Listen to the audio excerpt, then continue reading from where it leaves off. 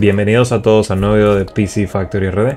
El día de hoy estaremos analizando una tarjeta que fue el reemplazo de la RX 6600 en la gama media. Estamos hablando de la RX 7600. Tenemos una versión aquí de Asus y esta tarjeta tiene un bus de 128 bits, memoria DDR6 8 GB a 18 GB por segundo, al igual que su competidora la 4060, que tiene el mismo bus y la misma cantidad de VRAM.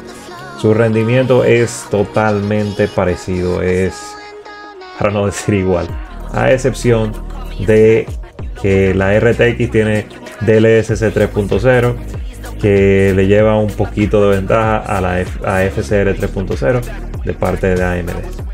Esta versión tiene dos abanicos, como vemos aquí. El heatsink no es nada grueso, ya que su consumo ronda los 160 watts de potencia. En cuanto al proceso de fabricación, esta RX 7600 utiliza un proceso de 6 nanómetros, a diferencia de la RTX, que utiliza una tecnología basada en los 5 nanómetros. En cuanto a 3D Mark TimeSpy, RX 7600 nos brinda un rendimiento muy parecido a la RTX 2080, lo que lo hace una tarjeta bastante buena para este test. Si vas a jugar juegos como Warzone, bueno, sí te recomiendo AMD. Si vas a jugar juegos como Fortnite, te recomiendo la Nvidia.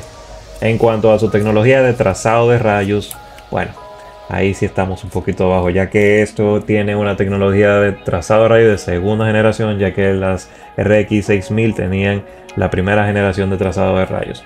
Siempre les recomiendo que si encuentran un driver que les funciona de manera efectiva, no lo actualicen, ya que pudieran sufrir un problema bastante grave, porque muchos drivers no están optimizados a la perfección para ser utilizados con las tarjetas. Es algo ilógico, que me encuentro un poquito irracional que una empresa con tantos millones de dólares no pueda optimizar unos drivers. Procesadores que puedes utilizar con esta tarjeta: estaremos hablando de un Ryzen 5 5500, un i5 12600K, un i5 13600K o cualquiera de los 400, 12400, 13400, 14400. Serían procesadores excelentes. Hasta si te quieres ir un poquito más viejo, puedes irte con un 10700 y te iría bastante bien. En 1080p, la RX 7600 mantiene un promedio estable de 60 FPS con gráficos al máximo, ofreciendo una experiencia fluida.